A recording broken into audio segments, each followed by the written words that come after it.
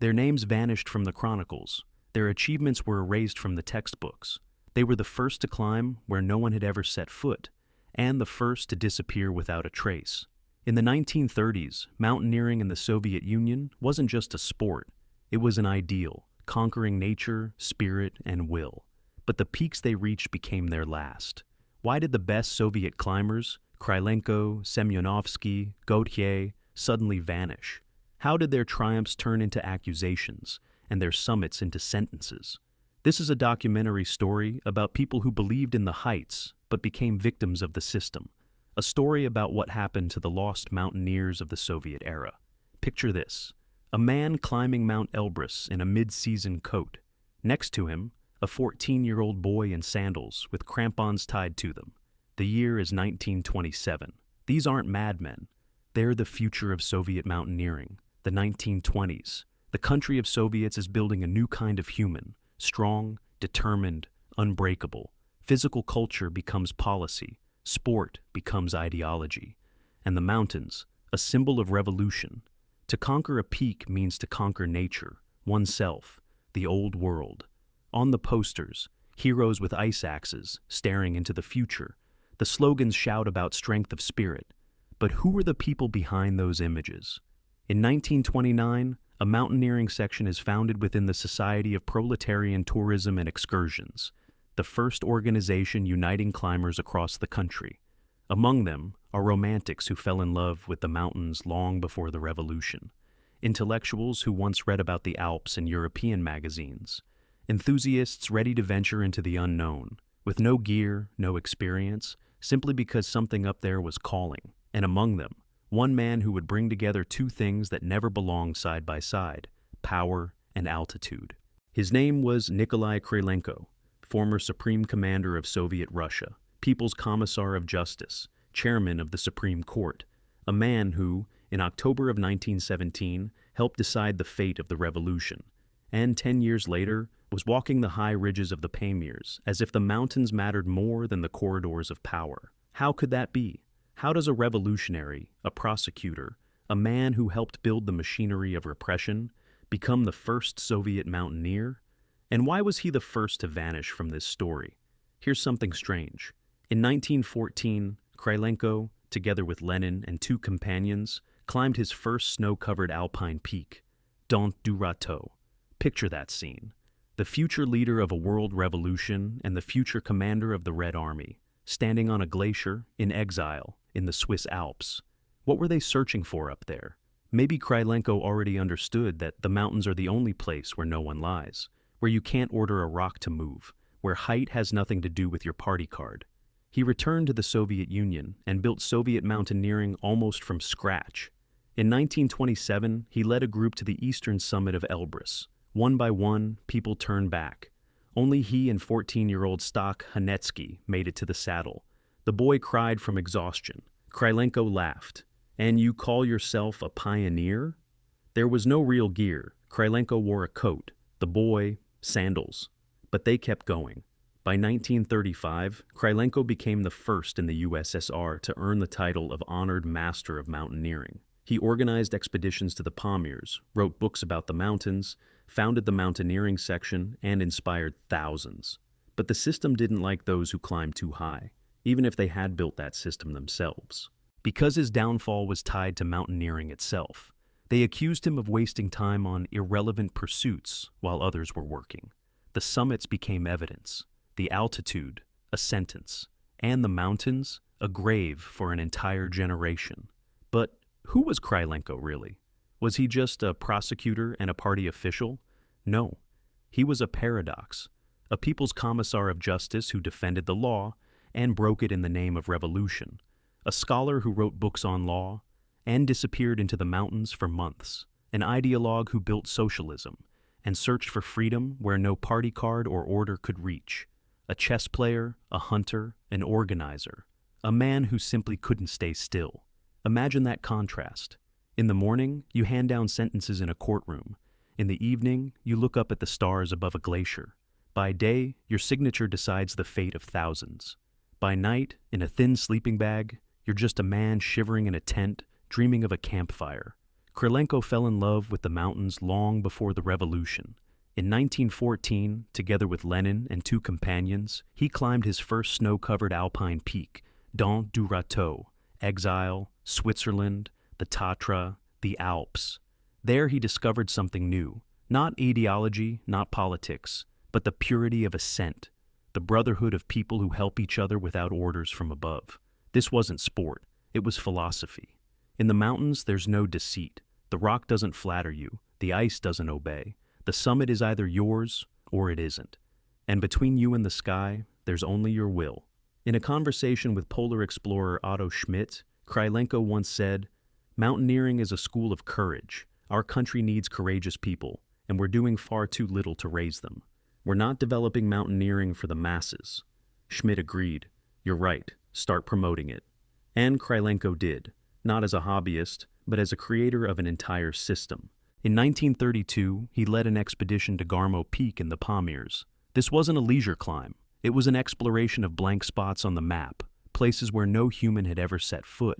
He wrote in one of his books, "When, during the 1928 expedition, I encountered the unacceptable fact that there were still unexplored areas within our country, I made it my goal to eliminate that blank space." It sounds like a party plan, but behind those words was a dreamer, a man hauling a heavy pack, wading through glacial rivers, crossing crevasses, climbing to altitudes where every step feels like a victory over yourself.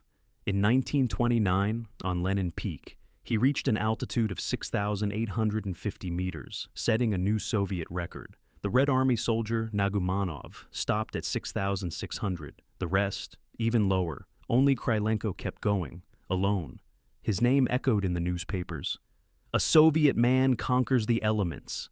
The People's Commissar of Justice, an example for youth." He became a symbol, living proof that socialism could forge heroes. In 1934, he was awarded the title of Honored Master of Mountaineering, one of the first in the Soviet Union. A mountain pass in the Pamirs was named after him. He wrote books, Up and Down, Into the Unknown Heights, 5 Years in the Pamirs. He led expeditions, inspired thousands, built a movement. But there was one detail everyone noticed, though no one dared to say it aloud. Krylenko spent too much time in the mountains. For a man who was supposed to be building socialism, that was strange. For someone who was supposed to be judging the enemies of the people, it was suspicious. And in a country where suspicion alone could become a sentence, even the highest peaks couldn't save you. Soon, his name would be spoken only in whispers. But for now, no one knew that. Not even him. 1929. An expedition sets out for the Pamirs, one that's meant to change everything. This isn't just a group of climbers, it's a show of strength from a young nation. The goals sound like a military order: geological surveys of gold deposits, mapping unexplored regions, collecting specimens for the Zoological Museum of the Academy of Sciences, and of course, the ascent of Lenin Peak, believed at the time to be the highest mountain in the Soviet Union. Krylenko leads the team, 26 Soviet specialists, joined by 11 German scientists and mountaineers. It's an international project, a matter of prestige, a chance to show Europe that the Soviet Union can do what once seemed impossible. But in Fergana, they find out the reality is much harsher than it looked from Moscow. The geologists hadn't prepared the base. The promised pack horses had been sent off to search for gold. The Muksu River had flooded, cutting off the route to Garmo Peak. And in the mountains, Basmachi rebel groups were still active. The climbers push on, without proper gear, with almost no food. One of them would later recall the daily ration for 4 people was a single can of stew, a bit of sugar, and some dry biscuits. The rest of the pack was filled with a phototheodolite and glass plates for topographic surveys. They cross wild rivers, force their way through glaciers, climb higher and higher. At 5,800 meters in a snowstorm, waist-deep in snow, 4 of them, Krylenko, Barkash, Hanetsky, and Polyakov, fight their way to the saddle of the Zayalai Range. One by one, the others fall behind. They give up. Exhaustion sets in. The air is thin. Every step is a battle with yourself. Krylenko keeps going, alone. He reaches an altitude of 6,850 meters. Only 280 meters remain to the top. But it's 280 meters straight up, almost vertical, and there are only a few hours left before sunset. He stops, thinks. Maybe he could make it, but come down alive in the dark, unlikely. Krylenko makes his choice. He turns back, starts descending.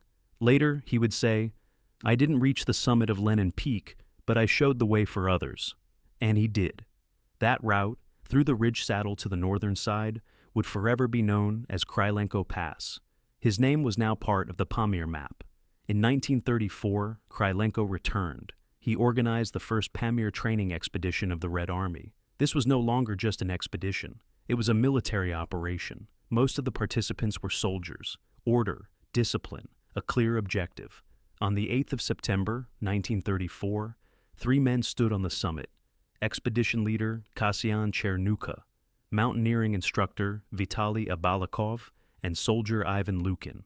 They built a stone cairn, wrapped it in red cloth, and placed a bust of Lenin on top. Mission accomplished. The summit was conquered. The Soviet flag stood on the roof of the nation. Krylenko became a legend, one of the very first to receive the title of Honored Master of Mountaineering. A mountain pass and 2 peaks in the Pamirs, 6,415 and 6,100 meters high, were named after him. He led the mountain section, organized expeditions, inspired thousands. But something strange kept happening. Every time Krylenko returned from the mountains, Moscow felt different. Colleagues were gone. Friends fell silent. Faces that had been beside him just days before no longer appeared at meetings. And in the offices of the NKVD, new case files began to pile up. More and more often, one phrase appeared on the first page: excessive personal glory. Because in a country where there could only be one hero, anyone who climbed too high became unnecessary. January 1938, the first session of the Supreme Soviet of the USSR. Krylenko steps up to the podium, as always, confident, precise, armed with numbers and plans. The People's Commissar of Justice reports on the achievements of his department. But in the hall, not everyone is listening to his words. Some are watching him, quietly, intently. A deputy rises. His speech is framed as criticism, sharp, unexpected. The accusation sounds simple. Comrade Krylenko spends too much time on mountaineering. While others are working, he's in the mountains. The room freezes. Everyone understands. This isn't about mountains. It's a verdict. Krylenko answers calmly, explains, defends himself, but words no longer matter, because the report with his name on it had already been signed. Back on the 15th of December, 1937, a month and a half before this very session, they were just waiting for the right moment. On the 31st of January, 1938, NKVD Chief Nikolai Yezhov signs a short resolution at the bottom of that report: arrest. That night, a black car pulls up to building number 25 on Novinsky Boulevard. The stairwell, the apartment, a knock at the door. Nikolai Vasilievich opens it himself. An NKVD investigator shows the warrant: search, arrest. The charges read: active member of an anti-Soviet organization of the right, connections with Bukharin, Tomsky, and Uglanov, sabotage in the justice system, formation of a counter-revolutionary organization among tourists and mountaineers. Read that last line carefully. Among tourists and mountaineers. The man who built the courts now stands accused. The prosecutor of the revolution becomes an enemy of the people. The organizer of trials becomes a victim of one.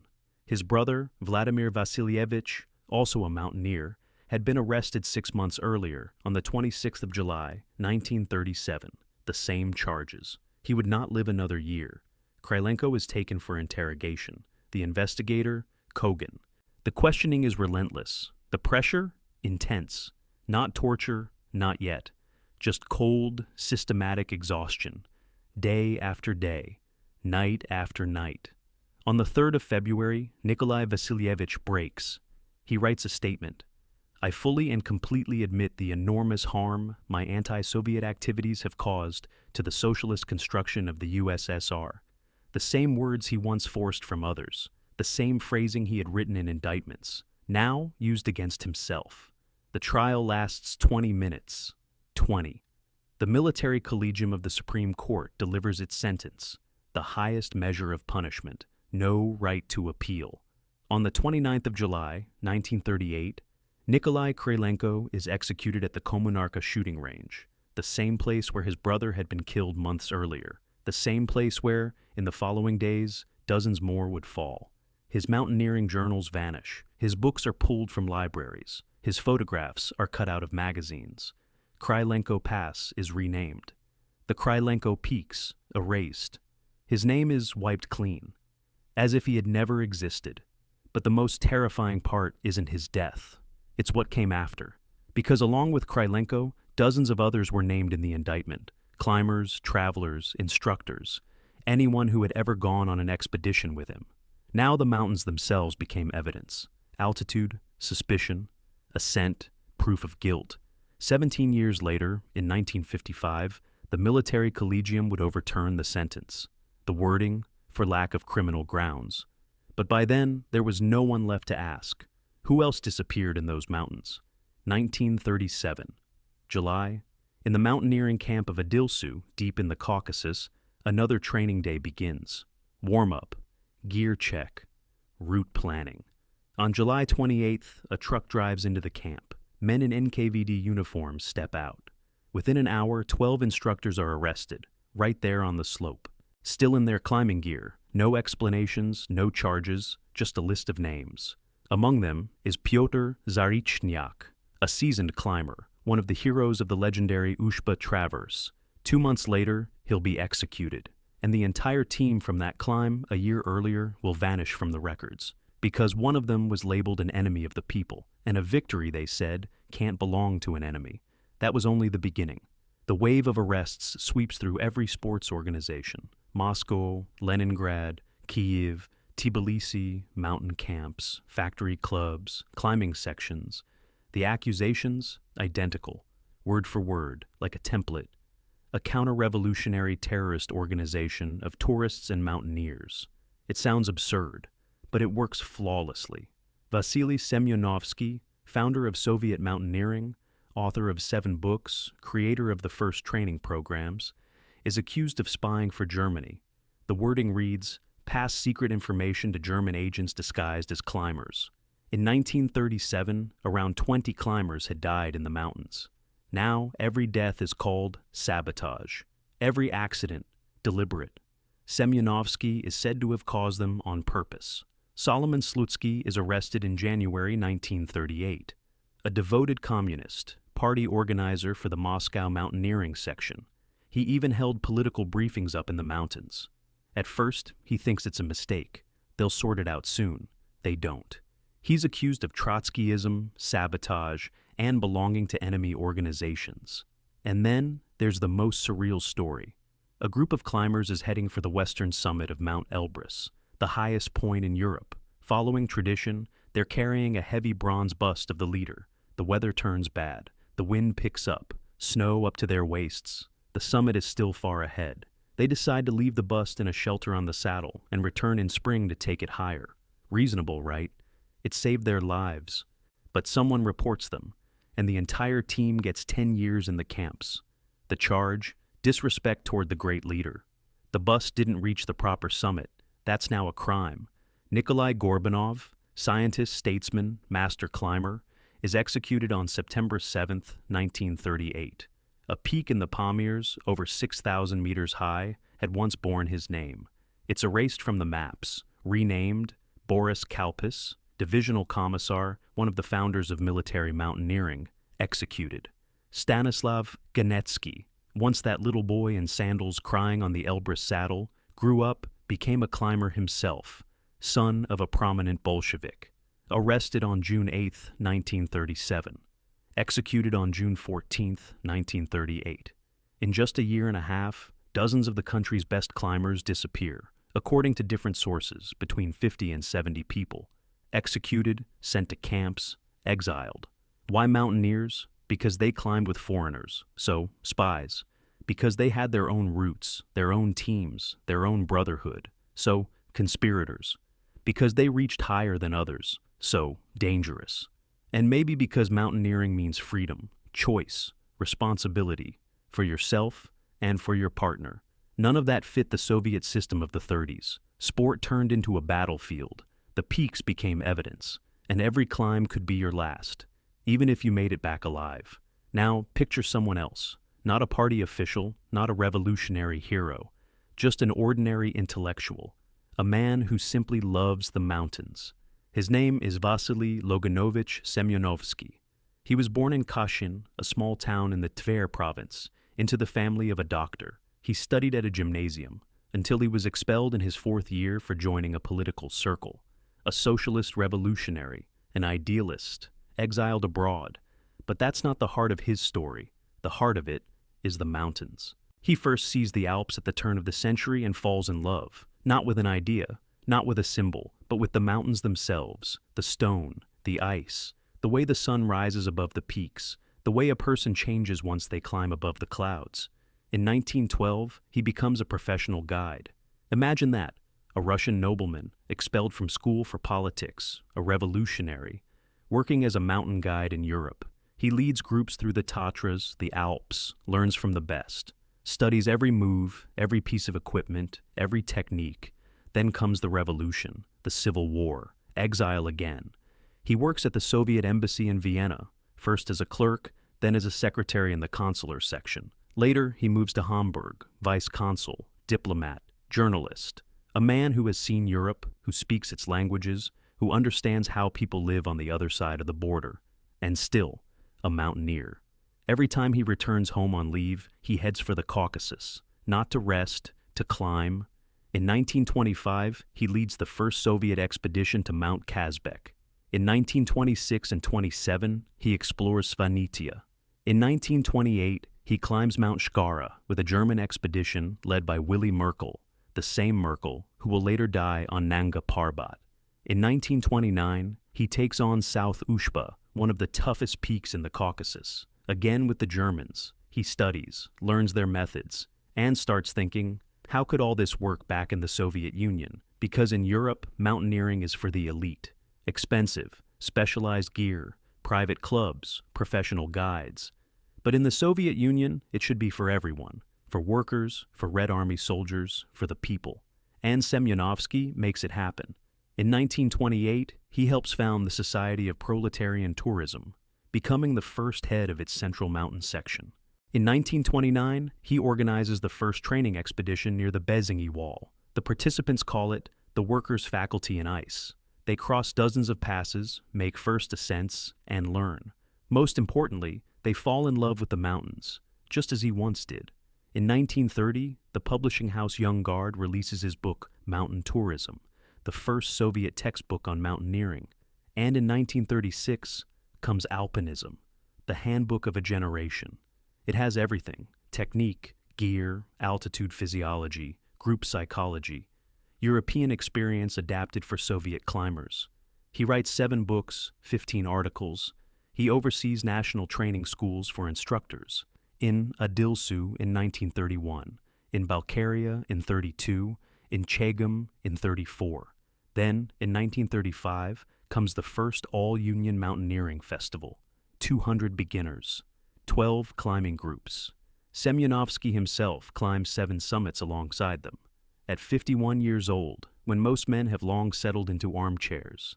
In 1936, the second festival, 400 new climbers, 50 sports groups, 184 instructors. They summit Khan Tengri in the Tian Shan, nearly 7,000 meters high, along with peaks like West Mezhirgi, Shkelda, and West Shkara.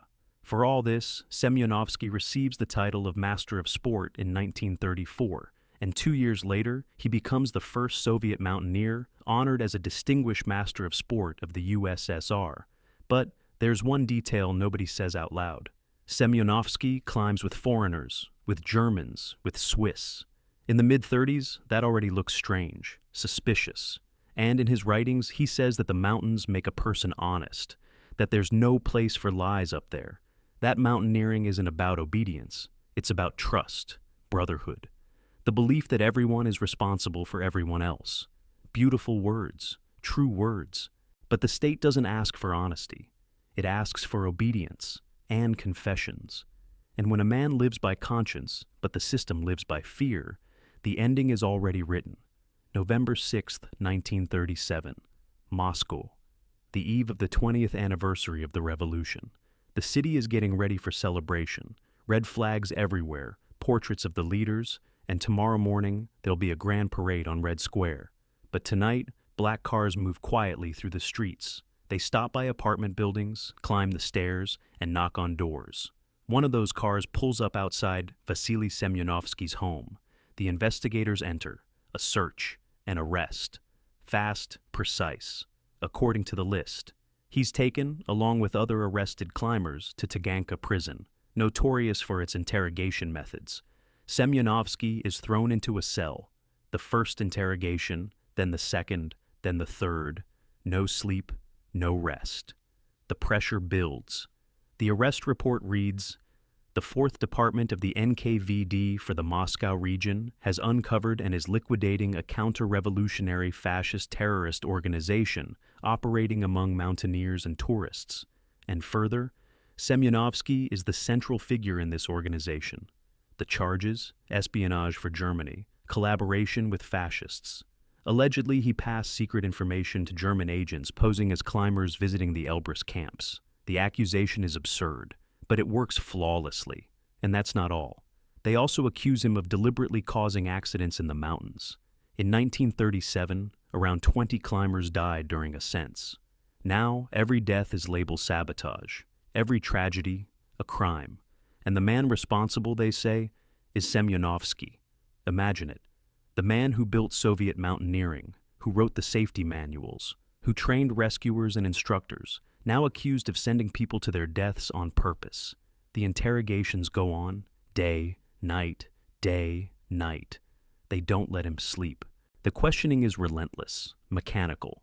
Taganka prison is famous for this. They don't waste time with long conversations. Everything here is done quickly. One of the arrested climbers would later recall, "Completely exhausted by endless interrogation, beaten and broken, seeing no other way out, I was forced to sign a confession to crimes I had never committed." There's no doubt the same happened to Semyonovsky and to everyone else. Within weeks, the case is complete, fabricated, but ready. The military collegium delivers the verdict, just 2 words: highest measure. On February 28, 1938, Vasily Loganovich Semyonovsky is executed at the Butovo firing range. That same day, 562 people are killed there. A conveyor of death, one after another, a list, a signature, a shot.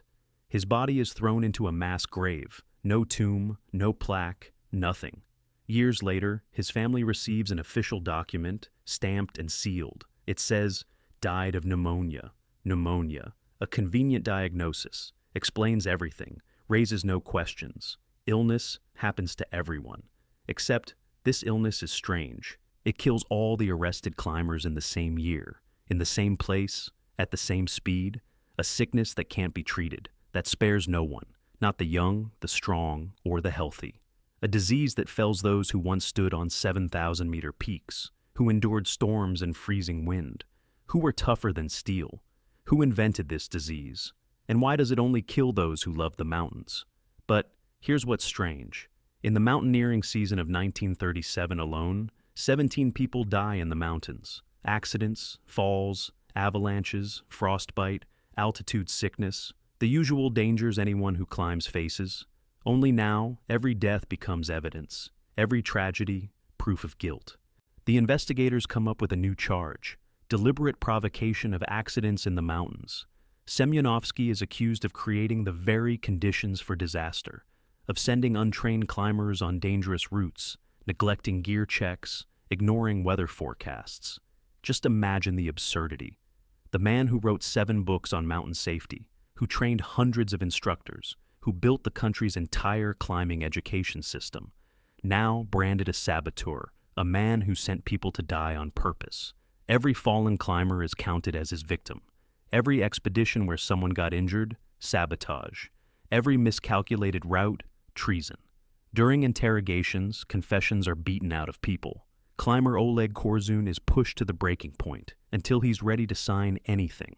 Later, after his rehabilitation, he recalls, "Completely exhausted by endless questioning, beaten and broken, seeing no way out, I was forced to sign a confession to crimes I had never committed." It's the standard procedure. Taganka prison runs like a confession factory. Day, night, day, night. No sleep, no food. Constant pressure, physical and psychological. Some break after a week, others last 2. But in the end, everyone breaks, and soon new names start appearing in the files.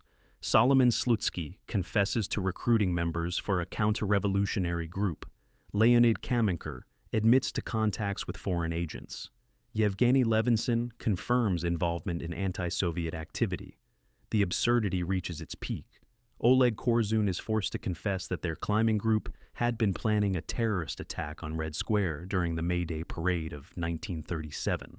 That, supposedly, while marching past the mausoleum, they intended to open fire on the country's leaders. The guns, they said, would be hidden under their jackets. Sounds insane?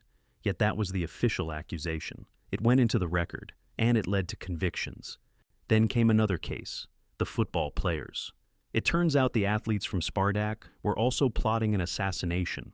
Allegedly, they planned to throw a bomb at the leader during the parade, and if that failed, to shoot from the rooftop of the gum department store. Picture that scene, the May Day Parade, 1937.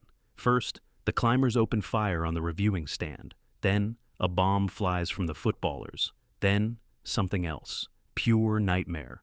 But the cases are fabricated, the verdicts handed down, the people disappear. And now, it no longer matters whether someone died in a mountain avalanche or was executed in a Moscow prison. The result is the same. They're gone. Their names erased. Their achievements deleted. Their books pulled from the shelves. The peaks become evidence. The ascents, proof of guilt. And anyone who's ever stood above the clouds becomes a suspect. And this is where the truly terrifying part begins. Not the arrests, not the executions. But what comes after? Erasure. Across the country, libraries start removing Semyonovsky's books. Mountain tourism, alpinism, high-altitude climbing. 7 books written over 10 years. The go-to manuals for thousands of climbers. Guides that shaped entire generations of instructors. Librarians get the lists. They head down to the storage rooms, find the marked volumes, cross them out from the catalogs, pack them into boxes, send them off for recycling. The same thing happens to Krylenko's works. Up and down, into the unknown heights. 5 years in the Pamirs. Expedition journals, route descriptions, photos of distant peaks. All of it turns to waste paper, or gets burned, or simply vanishes. But the books are just the beginning. Next, the names start disappearing from the records of mountain expeditions. Editors of Soviet climbing journals are ordered to rewrite history. There was an expedition to Lenin Peak in 1934, led by Krylenko. In the new editions, it's led by Chernuka. Krylenko never existed. There was a climb on Shkara in 1928. Semyonovsky was there. Now the lists show different names. Semyonovsky is gone. Krylenko Pass in the Pamirs gets a new name. 2 peaks that once carried his, over 6,400 and 6,100 meters high, are renamed. As if no one had ever honored the man who first set foot on their slopes. Photos are cut out of magazines, literally, with scissors or a razor. You open an old issue of Soviet Sport, and where the portrait once was, there's a neat hole. The person is gone. Only emptiness remains. In mountaineering clubs, photos come down from the walls. You see groups of climbers roped together, ice axes in hand, smiling into the sun. But now, one of them is an enemy of the people. So, the picture disappears. The whole thing. Because you can't just paint over one face. That would raise questions. Easier to erase everyone. Entire chapters are rewritten in climbing textbooks. There was Semyonovsky's training method for beginners. Now it's the Soviet method. There were Krylenko's notes on high-altitude acclimatization. Now it's the experience of Soviet masters. Those who survived keep silent. Because remembering is dangerous. Because saying the name of someone executed can put a target on your own back. A climber who once summited Ushba with Semyonovsky now says he went with others. An instructor who trained under Krylenko forgets his teacher's name. Friends become strangers, teammates, enemies. History becomes smooth, convenient, correct. Only those who escaped the grindstone remain, those who agreed to stay silent, those who chose to forget. But here's the thing. Memory can't be executed. You can't erase it from every mind. You can't tear it out of every heart. Somewhere in an attic, someone hides an old magazine with the missing photo. Somewhere, in a secret drawer, lies a book that was supposed to burn. Somewhere, old climbers whisper to the young, who really crossed that pass first, who truly wrote that method. Memory lives on, quietly, carefully, but it lives. And while memory quietly holds on to the names of the climbers, another kind of purge is already unfolding in the sports societies. July 12th, 1937. Red Square, the parade of athletes. On the stands, the entire Politburo. Right beside them, Joseph Stalin. Before their eyes march hundreds of young athletes, moving as one, a living machine, a display of Soviet strength, among them, the Spartak delegation, football players, skiers, mountaineers. They've just returned from Antwerp, victorious. At the International Workers' Olympiad, they crushed every opponent, heroes, champions. But no one will be there to welcome them home. Because on August 5th, Stalin asks the first secretary of the Komsomol, Alexander Kosarev, "How are you fighting the enemies of the people within the Komsomol?" Kosarev answers honestly, "There are no enemies among the Komsomol members." The answer doesn't please the leader. A few days later, the secret NKVD order number 00447 is issued. On the operation to repress former kulaks, criminals, and other anti-Soviet elements. The beginning of the Great Terror, and Spartak is now in the crosshairs. Because the Starostin brothers, founders of the club, are close friends of Kosarev, because they traveled abroad, because they're too popular, because they keep winning. In September, the newspapers turn on them. Red Sport publishes an attack piece. On the surface, everything seems fine. The football players keep winning. But look deeper. These Spartak men are not true Spartans. Most of them are seduced by luxury. A month later, the arrests begin. December of 1937. January of 1938. 11 people from the Starostin circle, friends, colleagues, teammates. The first to be arrested is referee Viktor Ryabokon. During interrogations he confesses, Nikolai Starostin tried to organize an assassination attempt on Stalin. It was supposed to happen on May 1st, 1937, right on Red Square, during the parade. Next comes Viktor Prokofiev, head of the Burevestnik Sports Society. He says the same thing, a terrorist group, an assassination plot. Starostin, the mastermind. Then come Vasily Steblev, Grigory Pujny, Leonid Geek, one after another. Every testimony, identical, word for word. The accusation is pure fiction. During the march of the Spartak column past the grandstand, the conspirators were to fire several shots at the Soviet leadership. The weapons were supposedly hidden under their sports uniforms. And if that failed, a backup plan. Climb onto the roof of the gum department store and shoot from there. Read that slowly. Picture the scene, Red Square, thousands of people, hundreds of NKVD soldiers, security checks at every gate, and in the middle of all that, a group of football players planning an assassination from a rooftop. Absurd? Absolutely. But the investigators write it down, formulate the charges, prepare the verdicts. Almost the entire ski section of Spartak disappears. The mountaineering section, gone too. Runners, boxers, gymnasts, some are executed, others, 10 years in the camps. Viktor Prokofiev is executed on May 10th, 1938, at the Kommunarka firing range, beside the climbers. Beside those who also love the heights, the Starostin brothers remain alive, for now. They have a protector, who, no one knows. But in 1937, they're spared. Someone up high is still shielding them. Yet when sport becomes a stage for persecution, everyone in the audience already knows how the play will end. Sooner or later, the curtain falls on all. But among those still free, there is one man who seems untouchable, a name that should have been a shield.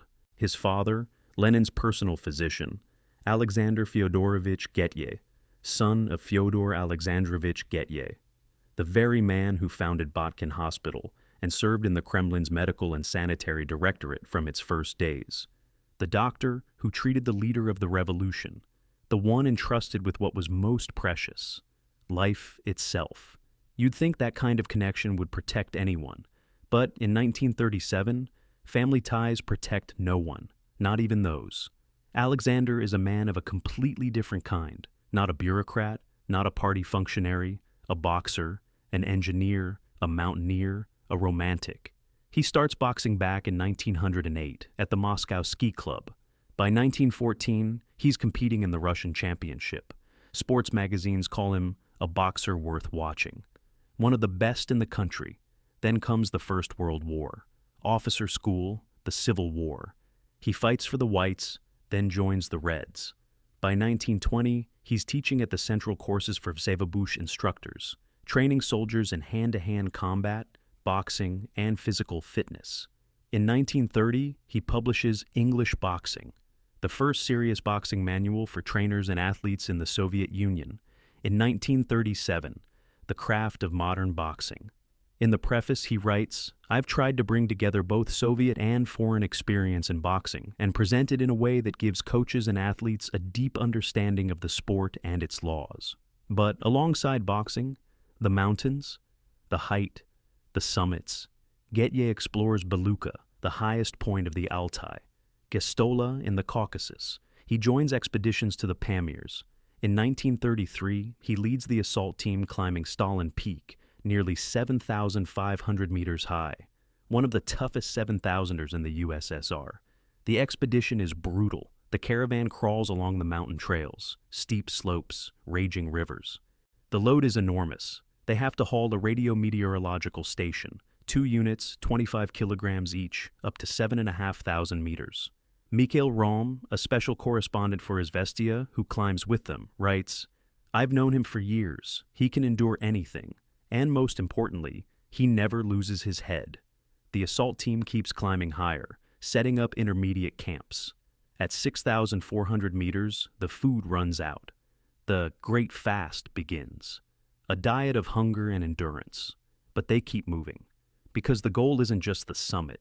It's to install meteorological instruments, to map the unmapped ridges, to do what no one has done before.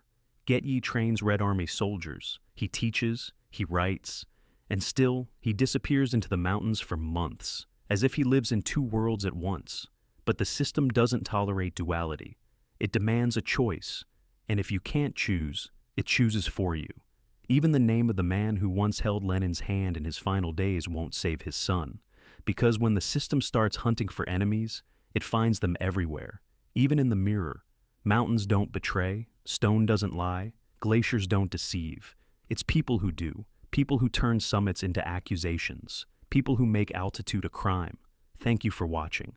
Don't forget to like the video and subscribe to the channel.